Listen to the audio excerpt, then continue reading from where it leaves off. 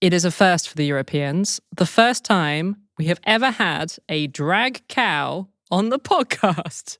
Actually, you know what? I wish that was true. But in fact, Soya the drag cow is not our guest this week. Daniel Hellmann, the Swiss artist who performs as Soya the drag cow, he is our delightful guest. Oh, sorry. Did I mislead our listeners at the beginning of the show, do you think? Well, I think they're here now because you misled them. So we'll let it slide. We're glad that you stuck with us, everyone.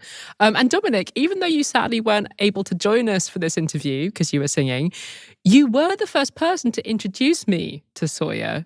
How did you discover this marvelous drag cow? Yeah, I'm so sad I missed the interview. There was a scheduling / technical problem. The world did things that meant that I couldn't be there, unfortunately. But I was so excited about it, so I'm glad you got to speak to him. I heard about Soya via my brother-in-law, who is part of a collective of trans filmmakers called the Transketeers, and they made a short film where Soya has this beautiful afternoon hanging out with an intersex bull. It's really lovely. And one of the things you're about to hear in this interview, just to briefly explain what the hell a drag cow is, because it took me a minute to understand it. Soya is kind of like a drag queen, but a cow. It's probably best that you just go on the Instagram and check it out. Anyway, she advocates for plant-based diets with a combination of serious messaging about cruelty in the meat and dairy industry and also camp, fun, ridiculous music and videos. It is just a wonderful thing that exists. I spoke to Daniel, the visionary behind this marvelous creation, on Monday. And for reasons that are probably by now obvious, because we've made several references to it, I was pretty bummed out on Monday and not feeling great. And this interview made me feel so much better. It is so joyous and just exactly what I needed. So if you are also not feeling great this week, I hope this conversation can provide a little balm for your soul.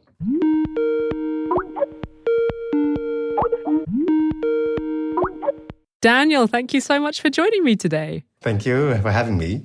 So we've got a lot to talk about, but I thought it might be good to start with a very basic question at the beginning. Why did you decide to become a drag cow? Yes, it's a very good question. It was actually in 2017 and 18, I had received a scholarship from my hometown Zurich to spend 6 months in San Francisco as an art residency. And prior to that, I had made a music, dance, theater piece about meat and our relationship to death. In this process, I became a vegan. I realized how violent our food system is, including cheese. I thought cheese is just like a natural product. Cows, they eat grass, cheese comes out. But the more I learned about the industry, about the cows being made pregnant, the baby calves being killed every year, the environmental impact of this whole system, it just became harder, and I had the need as an artist to speak about these things, but I also realized that nobody wants to listen to somebody speak about meat and dairy production, and people just want to be left alone having their burgers. Mm-hmm. And in San Francisco, I met a lot of incredible artists and activists. It was the first Trump presidency, and they were on fire and fighting against homophobia, transphobia, and other social justice questions. And I saw these performers on stage and was like, damn, I want to have the same courage, the same boldness, the same fire to speak about animal industries, animal rights, animal liberation. And thus, the idea popped up, like maybe instead of being a drag queen, I could be a drag cow. And this was like, I don't know, almost 7 years ago. It was almost a joke in the beginning. I thought like, okay, and now the cow, her name is Soya. She literally defines my life. She has brought me to so many nice places, so many crazy experiences. And I'm really grateful for having her as such a central part of my artistic practice. Can you tell us about her character and her personality? So Soya, she is a cow, but she is also a bit of a goddess. She can be a healer. She's also very silly. She has beautiful horns, and sometimes she has latex udders dangling between the legs. She's sassy. She's smart. She is also very caring. There's also something motherly about Soya, which I like, because for me, cows also, they have this calmness to them. My personality as a human is very bubbly. I'm more a chicken person than a cow person, I would say. But Soya gives me this kind of she's like a grande dame. She's a diva. She's a bigger than life character. And in that way also, I think she gives me courage to do things where me as Daniel, I will be like, oof, that's terrifying. But when I'm as Soya with my high heels and my makeup, like drag makeup and long lashes and lipstick and extravagant clothes, I will climb on the McDonald's for a silly photo or something and scream at people in the streets. And it's very playful. And it's a wonderful project. Last year, you went to Italy for an interspecies wedding. You married a bull called Ferruccio. Can you tell us about this wedding and why you decided to do it? And was it everything that you hoped it would be? It was one of these experiences where while I was like in this wedding dress, a cow in a white wedding gown on a hill outside of Rome with kitsch pop music playing, I was like, this is such a crazy fever dream. It's like a queer boy fantasy of being a Disney princess, but can you marry a cow? It's wild. And it has an interesting backstory as well, because this animal sanctuary is a place where they rescue animals from slaughter or from farms that exploit and ultimately kill the animals. The two people running this place, Massimo and Simone, the two human people, they are good friends of mine. And they invited me to perform there 1 year before. And when they announced that Soya the cow is coming to the sanctuary, they had a big backlash of their online followers. People would be like, you should take care of animals, but don't follow this gender craziness. Why are you this wokeness shit? You're supposed to just take care of animals and shut up. And these two were like, they were very adamant. They're like, we stand for liberation for everybody. If we are for animal rights, we also stand for human rights. They are intrinsically linked. Humans are animals. So we need to take care of all these different struggles collectively. And they were really behind me, and I felt really supported. The year after, they were like, let's have you again. Let's see how we can shock these people even more. And they're like, maybe the best way to shock them is by making a performance, which is like in Italy, the Catholic country. Let's make a wedding.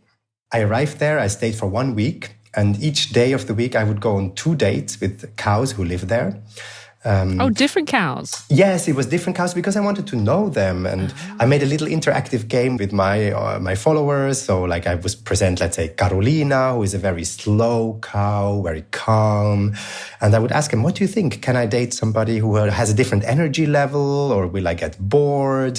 One of the cows, Casimiro, would like hit me with his horns. And it's like, I like him, but he's kind of dangerous. Like, do you think I should? It was very silly and funny. One cow, Lara, who is my hero, because she ran away pregnant from a dairy farm and came to the sanctuary by her own. Wow. She just literally came, walked up to me, sniffed me, and then walked past. Oh, okay. She wasn't interested. Shit. Not at all. So you never should meet your heroes. But then there was the wedding day, and I had one specific cow in mind I wanted to marry, which was Lorenzino, who was a bit the punk rock star of the place. And he has this nice haircut. He would even let me sit on his back. Wow. It was crazy. But on the day of the wedding, he decided to run away to the mountains with some of the other cows. He literally disappeared. So much drama in this place. So much drama. But then when I walked down with Massimo, who has founded this animal sanctuary, we came to the place where the cows were gathered. And we had this fake Italian priest as a wedding ceremony master. I was standing there, and Ferruccio, he came from the back and just stood next to me. And it was like, he was telling me like, why did you think you can choose who you want to marry? Like, that's another kind of human way of thinking. Like, you control, you create the narrative. It's me who is choosing you. And he came next to me. He played his part. Like, it was incredible. We exchanged vows. I said yes. And Ferruccio said moo. Then we exchanged our rings. We put it on our horns. And we had a vegan, cow-friendly cake that we eat together. And Ferruccio ate almost all the cake. He didn't leave me much. It was hilarious. It was a very sharing attitude to his new spouse, but never mind. It was just lovely. I mean, I was so surprised also by his curiosity. He loved it. Of course, it was a critique in a way also of like the traditional institution of marriage. But it was also a way to open it up and to show like we can be in loving solidarity with other animals. Like we can celebrate respect, mutual responsibility, care with other creatures. And the family model, a nuclear family or also an extended family, it's not limited to our own species. We can be in solidarity with others. And that's what this wedding for me was about. Of course, I'm not sharing my daily life with Ferruccio now. He's doing his cow life. I do my human life. But the performative gesture of celebrating mutual respect with a being that is very different, but we can still like recognize each other. We can look into each other's eyes. I see he's someone, not something. And that was what this performance was about. Ferruccio is not the only cow that you have made a bond with. You also traveled to Limburg a while back in the Netherlands to meet Pete, who is an intersex bull who was rescued from slaughter from the dairy industry. What was it like meeting Pete? I did a theater show in the Netherlands. It's called Dear Human Animals, a solo show. And after the show, a woman came up to me, Leonie Kornips. She's a cow linguist, researching cow communication. And she came to me and said, everything you said in this show speaks from my heart. And she told me how she had rescued Pete while she was doing field research. And then it turned out that Pete was intersex. So Pete has 2/4 of an udder and a penis, which is placed in a bit too much in the front than usual. In a way, she told me, you both are queer cows and I would love you to meet Pete. And then we built this project together with other people, also a scientist who works on care ethics and a collective of filmmakers. And we were meeting on a special day on a meadow in Limburg for this encounter between me and Pete. And I was kind of scared before also because I didn't know how Pete would react to the makeup and to the gloves and the whole costume thing. Would Pete recognize me, that I'm the same person in drag and out of drag? But then the encounter was so tender and so loving. And in a way, I realized also how superficial these preoccupations were. For somebody like Pete, my gender expression doesn't matter. It's not about makeup or if I'm wearing a dress or pants or high heels or no shoes at all. Pete connected to my energy and my smell maybe, and the way I approach him, the way I coexist next to him. And we had an incredible moment of, sitting next to each other in the grass, leaning against each other. He was nibbling on my horns and my hair. And at some point, he literally put his heavy head. I mean, it's a big animal. It's like, 700 kilos or even more. He put his head on my head and he was so deeply relaxed. And I was relaxed. And we have so many prejudices about bulls, about them being aggressive, and oftentimes they're here just to reinforce our own macho ideas of masculinity. And Pete is so different. Pete had this gentleness about him, and the encounter is beautiful, and the film made by the Transketeers is very beautiful. It tells his story, but it also shows the images of our encounter. Yeah, it's going to premiere actually this week in a congress on care ethics from the University of Maastricht in the Netherlands. I love that your work is all at once serious, has a very serious message about the dairy industry and the cruelty embedded in it, and is also funny and ridiculous. What do you see as the most important element of your work as Soya? Is it the fact that it is activism? Is it the fact that it is art? Or are you just hoping to have fun and connect with these beautiful animals? I'm happy to hear this element of the humor, because I really think humor is necessary for us to survive. We live in such complex times. We have the climate crisis, the biodiversity crisis. We have wars, right-wing extremism rising in many, many places. We have difficult conditions, economic pressures, and navigating all these pressures. I think humor is a tool to breathe, is a tool to not let the difficult things take away our joy. And for me, this is very, very central in my life. I want Soya's art and activism to be almost infectious. I want people to be like, wow, it's possible to be caring and empathic and still be alive and vibrant. We don't need to go into depression as an answer, because connecting with others and celebrating the possibility of connections and the possibility of running in a field and the possibility of being in the sunshine, all these things that many animals and humans do not have, especially in the food industries. They're locked up for their entire lives until they're slaughtered. And celebrating these moments is the key. And I feel a lot of activism is very serious. And I deeply respect all the people doing that kind of activism. I don't think there is one single instrument or tool.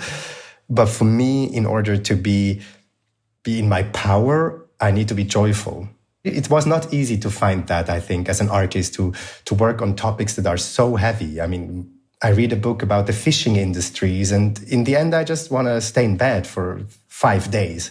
But it doesn't serve anybody. It doesn't serve the fishers. It doesn't serve the people depending on the fishing for their livelihoods. We need to dream, to laugh, and that's kind of what I attempt to do with Soya.